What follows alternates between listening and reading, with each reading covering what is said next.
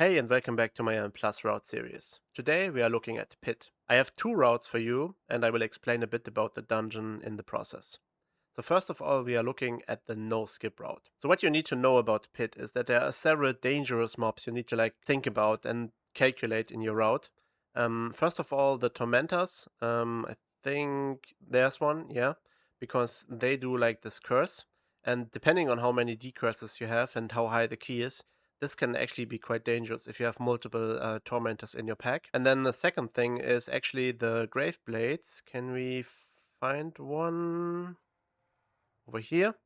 Because like this Frostbane Slash is like a tank hit and it's like really dangerous if you have like multiple of these for the tank.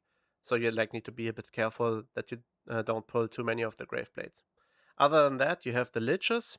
Lich cast Ice Blast, which is another like it targets the tank, so it needs to be interrupted. Basically a tank hit. And they have like this torrent of misery, which like targets a random person. And yeah, this effect is actually quite dangerous if the lich is like below 50% health, because then it deals like more damage. So yeah, you need to be a bit careful with that, so that you like use a defensive on the sack of the lich. Other than that, you have like these gloombound shadebringers, which are like bolties. You need to like interrupt them, and then you have the Arcanist Cadavers. These guys, they cast Nether Burst, and on high keys, this is actually a one shot. So if you like let one of these Nether Bursts go through, this is basically a one shot. So you like need to interrupt that. That is very important. And usually the way it is played in the meta comp is you have like the tank interrupting his lich. So there's usually like one lich in the pull, if that. That's like the tank interrupt. Then you have the Arcanist Cadavers, like here's one as well. Here's actually two. These cadavers are usually interrupted by the evoker, because like the evoker click is actually like working out that you can interrupt every single cast of them. And then you have like your normal DPS like the DK and Demon Hunter interrupting the bolties, so the Gloombound Chainbringers with Shadow Bolt. There's like another bolt ability. Let me check. I think, yeah, these guys, yeah, they cast Ice Bolt. So this needs to be interrupted as well. Um, yeah, and these are the casts that are usually interrupted by your other DPS with like short kicks. So yeah, the design of a route in Pit is usually around having not too many casters, but having enough casters so that the pack is like easy. Because if you interrupt a caster, obviously it's much more easy to handle compared to like a melee. And then the last of the mobs that is actually very important is these gargoyles, because they have this plunge grip where they pick up a target, and if the target is not freed, then it will die. So it will pick them up in a very high altitude and then drop. Then you are stunned, so you cannot use any abilities to like mitigate the drop, and you die. So the way to deal with that, intended by Blizzard, is actually to break the shield on the gargoyle and then interrupt it. But it's usually handled by like freedom giving abilities. So obviously, Blessing of Freedom, Tiger's Lust works. If the Evoker is not in the plunge grip himself, he can like rescue the target out. I think you might be able to use Shapeshift. Yeah, surely you can use Shapeshift as a druid to get out of that. So yeah, these are like the abilities to cover that. Last but not least, in Pit, you have actually these captives you need to free. So there are 6 captives in total, and basically, yeah, you need to like coordinate how you actually free them.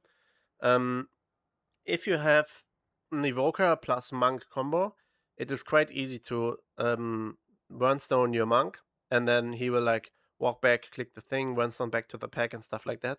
So, and furthermore, you don't need to be out of combat. You just need to clear out all of the mobs that are close to the captive. So each captive has like a pack attached to it, and if you clear out the pack, then you can click the captive, even if you are in combat. So just that you know that. All right, so let's talk about the route. So first pull, we start obviously here in the dungeon entrance. First pull is the Bloodlust pull. This has a Lich in it, and I think it has Gloombound Chainbringer and where is it? Uh, uh, Arcanist Cadaver, right. So we have like the Gloombound Chainbringer kicked by Demon Hunter and DK. We have the Lich kicked by the tank, and we have the Arcanist Cadaver kicked by the Evoker. Again, this is a Bloodlust pull. It usually dies really fast. You can easily extend this pull and walk down here. Usually these two guys are actually pulled, but in this route we don't do that. So because we don't skip, we don't pull them. But if you add this to your route, then it's preferable to like add them in a bit earlier before this pull is actually fully dead, so that your Demon Hunter and Evoker have targets to generate resources or spread bombardments to get CDR on breath. Okay, second pull, basically same thing. Lich is kicked by the tank.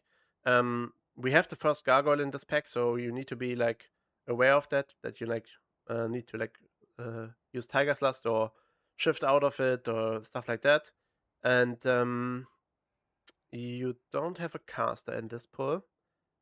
Never mind. We have an Arcanist Cadaver, so this one is done by the Evoker, obviously. Since there are no other casters, everyone can jump in and help with the Cadaver kicks. So everyone should have this as their focus target.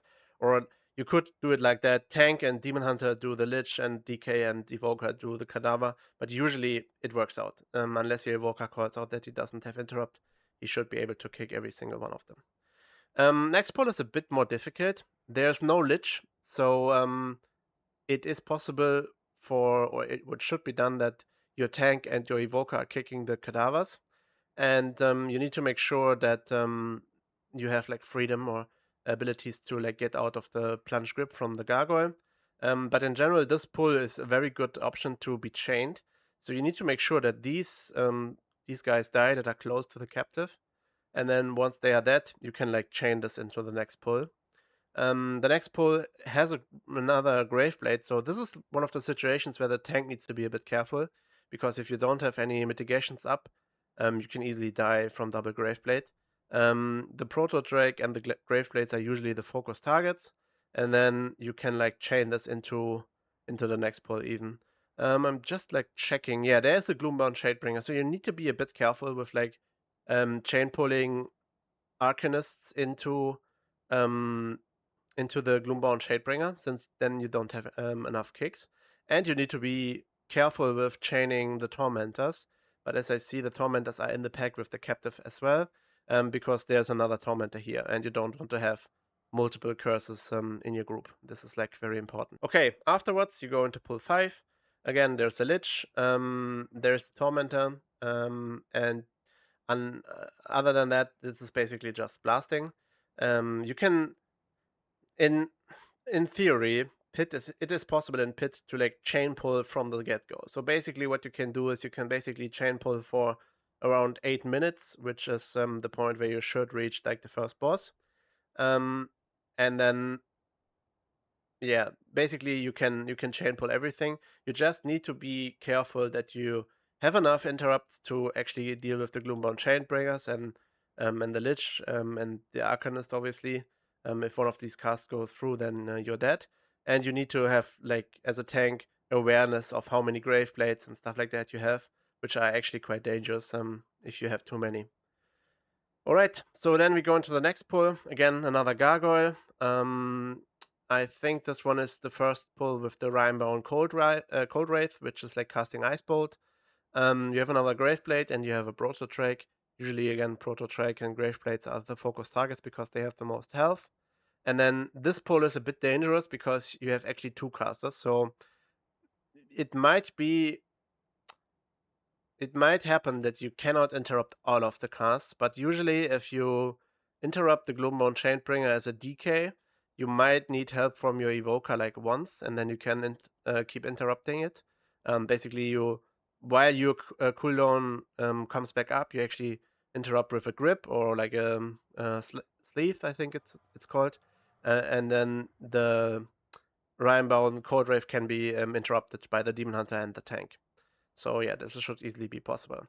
Now for a very important thing. If you play with an Evoker and a Demon Hunter who are um, like who like it very much if they have like targets in the fight to like spread bombardments and stuff like that, you want to like paralyze this Necrolite and pull the trash, like the smallies, into the boss.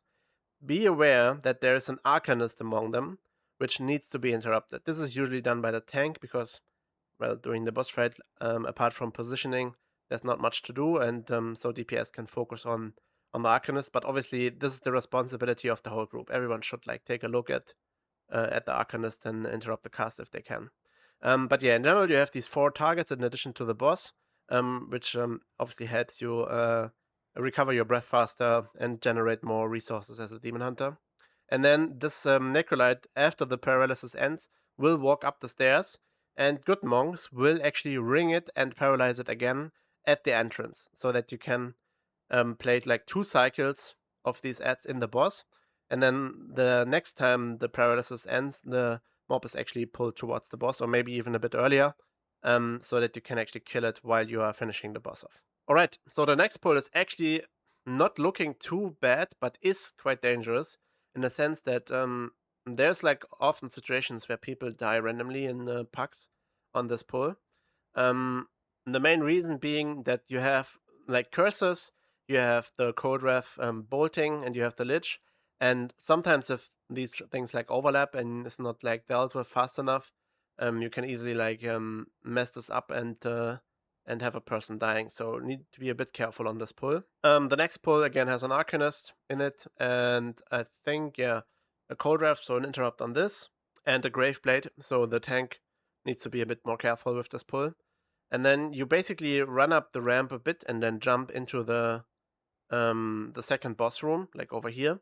And then these guys need to be added like a bit careful because this gargoyle is like circling around them, and you like need to pull when it's in a position where it doesn't add. I think when it's most out in this direction, most away from the pack in this direction, then you add this in, and then you have the trash in the boss fight.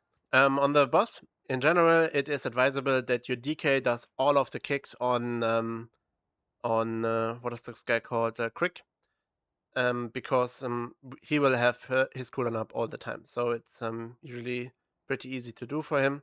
Other than that, you can obviously all jump in, but if you know your DK is doing that, then all of the other people can like interrupt the shades of Crick, and you can obviously decurse them, dispel them as an evoker as well, stuff like that, to make it a bit easier on the healer. Alright, so in this route we don't skip this pack, so we have double Graveblade, and usually this is not how the pull is played. You actually pull all of that up into the next pull. So you have double Graveblade, you have a Rhymebone Cold Wraith, and you have the Gloomborn Shadbringer, in addition to a Tormentor, which is like throwing out curses. So this is a very intense pull, and especially if you like chain it into like this pack at the entrance of the tunnel, where you have like a Lich and a Graveblade again. So basically, you have triple Graveblade, Lich, and 2 casters. So this is like a very dangerous pull, and I would highly advise you to first of all focus down Graveblades. So you should not engage the second Graveblade with the third Graveblade with the first 2 alive. Ideally, you actually kill both of them, or one of them is very low before you like engage the third one, and one is dead, obviously. And then on the caster side, you basically want to make sure that one of the casters is dead as well before you chain pull into the Lich, so that you have enough interrupts.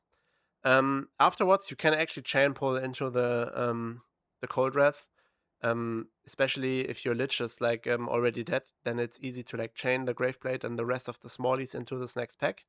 And then the common advice I would give in this situation is focus down or damage down the leaping ghoul thingies to around 20%, maybe 15%, and then chain them into the mini boss. I think this is like the best option to do it.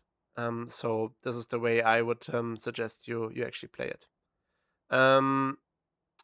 Last but not least, you have the final boss, obviously, when you come out of the ice tunnel. For this one, it is very important that you interrupt the thing that spawns. But furthermore, there are like uh, 5 glowing like rubble puddles. I'm not sure what to call them. The thing is where it glows and you like put in the ice circle to freeze it. There's usually one of them which has no additional like small rubble puddles around him. So this is the one that you need to let go through so that you spawn the ad, because it means it spawns no small ads. And this is usually the way you should play it on high keys.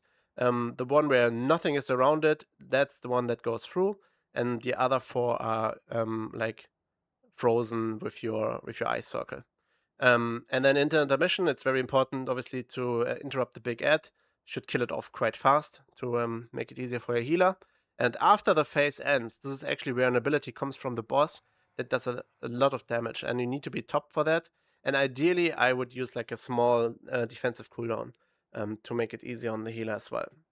As an evoker, for example, it's usually enough if you are full life to just hover. All right, so this is Pit.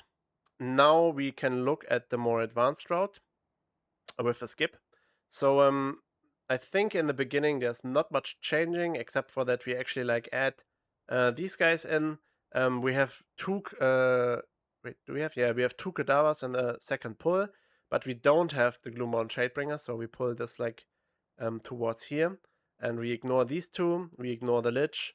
So this can be a bit dicey to go through here, but in general this is better. And to make it easier for you, you should add these one early into the first pull so that they are like in this position on the ramp before you like add all of that and go through here.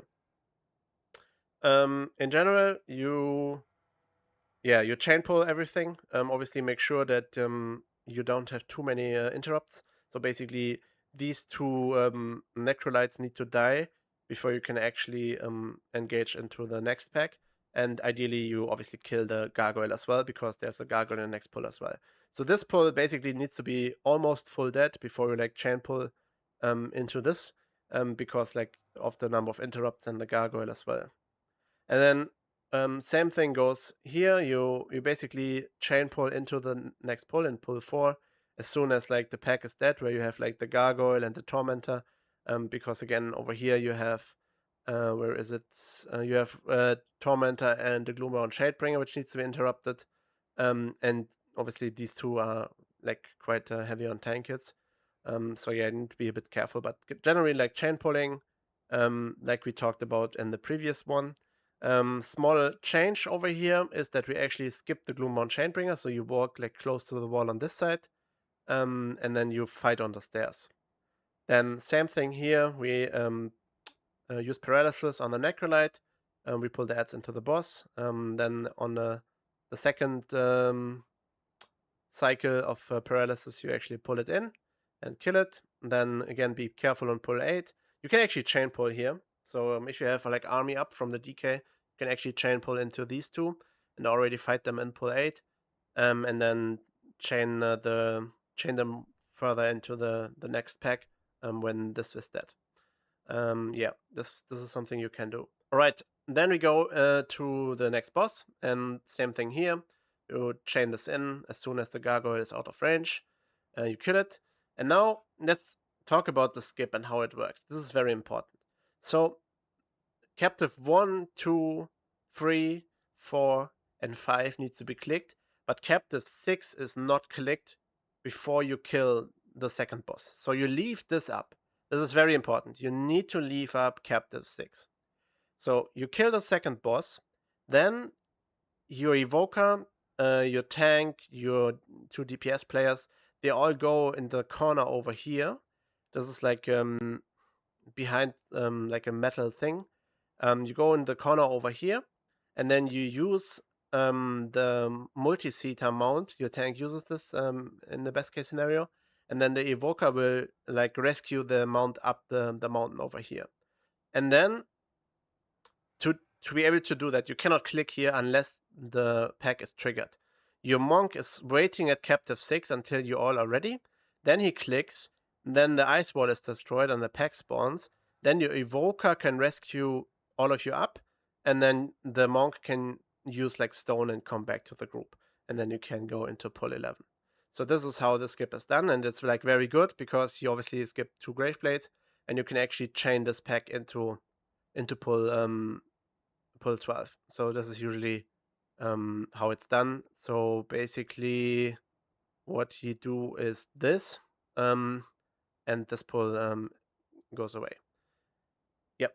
So like this, you pull it, and then you slowly walk up the mountain towards this pack, and then this is an entire pull that is played. And then once the lich is dead, you can actually like chain into the cold wrath. And then once the once the smallies are low, like 15 to 20%, you can actually chain into the mini boss. All right, I think that's it for Pit. I hope I covered everything, but I'm pretty sure I explained all of the difficult mobs. I explained the routing. Again, the captive clicking, you can like assign it specifically per captive. For example, you could say, okay, since your evoker wants to keep up his dupes, you let the monk click the first one, but you to make it safe, you would actually kill pull 1 and 2 before engaging in 3, since there are like casters and stuff.